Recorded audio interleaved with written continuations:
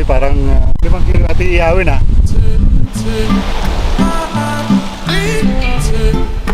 So yun mga pamangkin, today po, napaka-special na video nito tayo sa Mindoro. Papunta tayong Puerto Galera to catch some fish, guys. Mamimiss na tayo, mag-fish ito. Kaya marami kong huli. Napatalikod sila, sabi ko to catch some fish. Kasama natin ngayon guys, si Adventure ni Victor. At saka si Janot Fishing TV.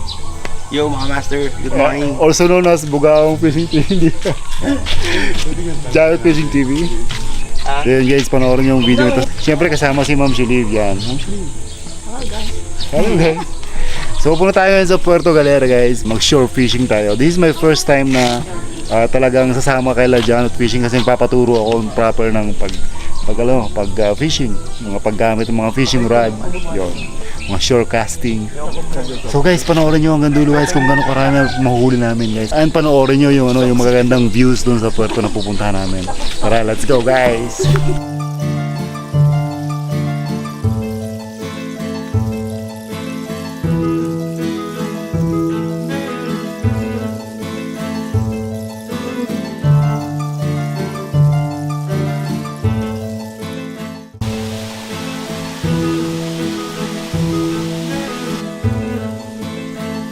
Ngayon nandito tayo sa isa sa paborito nating lugar guys, ang Puerto Galera. Yeah! Doon tayo mamaya mag-mimingwit o mag-shore casting sa may dagat ng Puerto Galera, sa may open beach doon. By the way, ito yung Tamaraw Falls nasa likod natin. You know it. Nakita nyo to sa old videos natin, pero ang ganda pa rin kahit summer, sobrang tindi ng init pero may tubig pa rin. Ito yung liguan na area ng Tamaraw Falls. So mga pamangkin, panoorin nyo hanggang dulo. Panoorin nyo yung mga exciting places dito at mga gandang lugar, especially doon sa Puerto Galera Beach, White Beach. Tingnan natin kung makakahuli tayo. Let's go guys!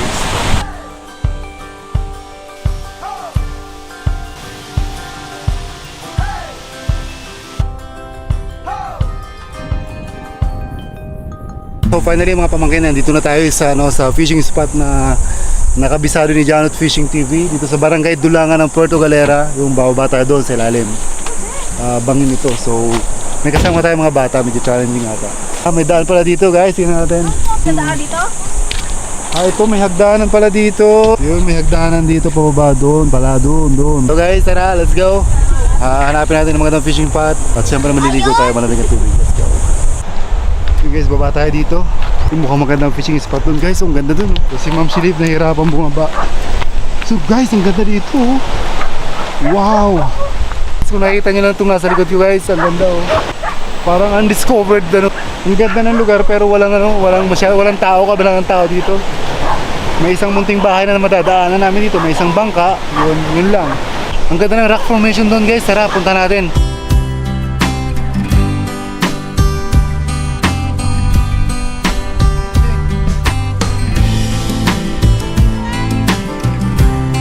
Ang ganda ng spot oh, meron pang balit na cottage doon oh. Tapos hindi siya cottage, pahingahan siya ng may-ari ng bahay na may isda dito. So ito yung fishing spot, meron tong maliit na mga rock formation doon. And then sa dulo meron din rock formation. Tara guys, it's time to catch some fish. Sana makahuli tayo para ihawin natin.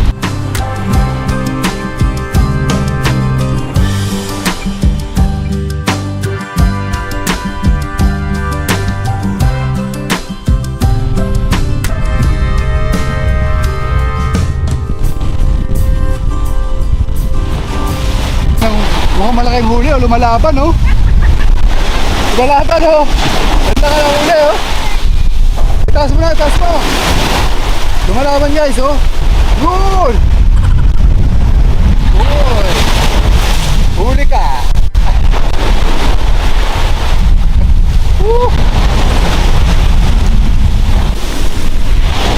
Grasya mga master. So mga pamangkin, nandun si Adventure ni Victor, doon, pinahigit na ng bato. Nakahuli siya, hindi ko lang na-videohan kasi medyo malayo siya. Medyo mahirap, madali tumakbo po kasi nasa ibabaw ng mga bato. Pero lapitan natin guys.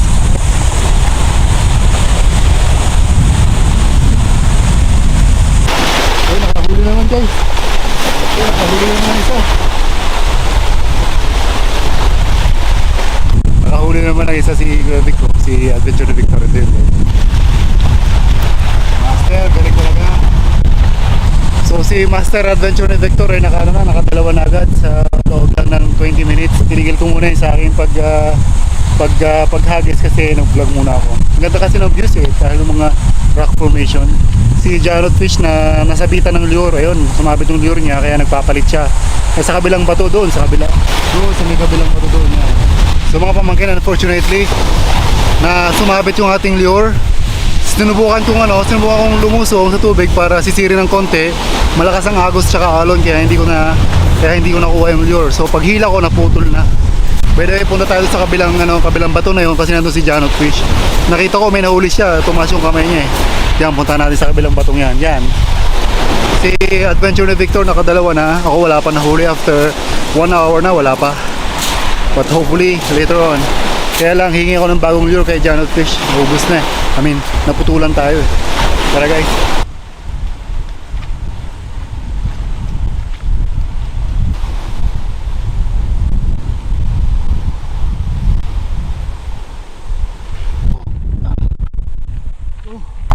Ang tawag dyan? Canoping. Canoping? Isa sa pinakagustong mahuli ng mga fisher yan. Mga nag-shore fish. Mga anglers. Mga anglers ng pagkain yan Canoping. Sarap yan masarap. Ano ang tawag dito? May specific na tawag dito Snapper. Snapper ang tawag yan. Long nose. Long nose. Long nose snapper. Emerald yata. So by the way guys, Emperor. Long nose emperor. long nose emperor, naguro nasa kalahating kilo to. Yan, nakahuli si Janot Fishing TV. Naputulan na isang lure, ako rin naputulan na isang lure. Pero okay naman, maganda ang huli niya May huli si Master Big. May huli si Master Adventure ni Victor, kaya lang dalawang tuko yung huli niya. Liliit lang. Guys, susubukan pa namin, baka makarami pa. Pero grabe ang ganda ng view dito, kabilang tao dito. Guys, tingnan nyo.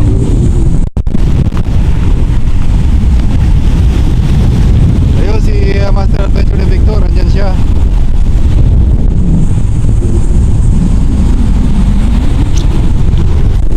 Guys, ang ganda na dito, grabe. Masarap ang hangin pero medyo mainit. Nandito pa rin tayo sa barangay Tulangan ng Puerto Galera guys. Grabe ganda dito. Yung drone ko medyo low-bat kaya hindi natin mapalipad. Pero ang ganda dito.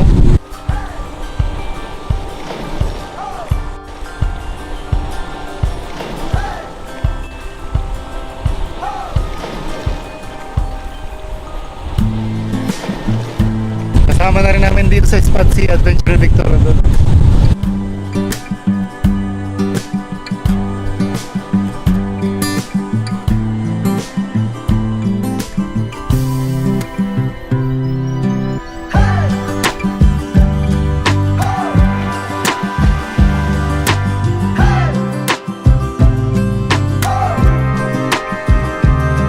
So yun mga pamangkin, pahinga muna tayo.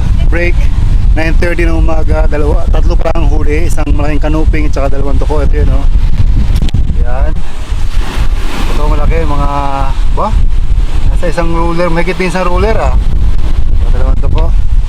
Then balik ulit later on. Hindi siya nakakainip kasi ang ganda ng mga views. Tsaka kung kinakasama ko, Janot Fishing. Bugahong fishing TV.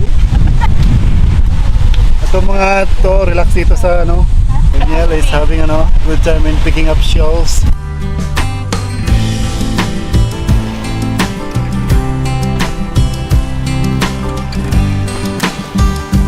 Guys, mag-umpisa na mag-ihaw ang di Adventure ni Victor. Siyempre kasama na rin. Kita nyo naman malaki pa sa mukha niya. Oo, yun Hindi Kiss ko lang is. Fresh na isda guys. Para sarap nito, inihaw.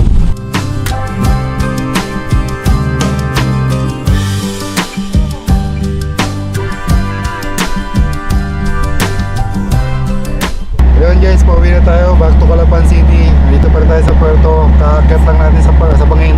Guys, subscribe. Yung ating driver, Janot Fishing TV.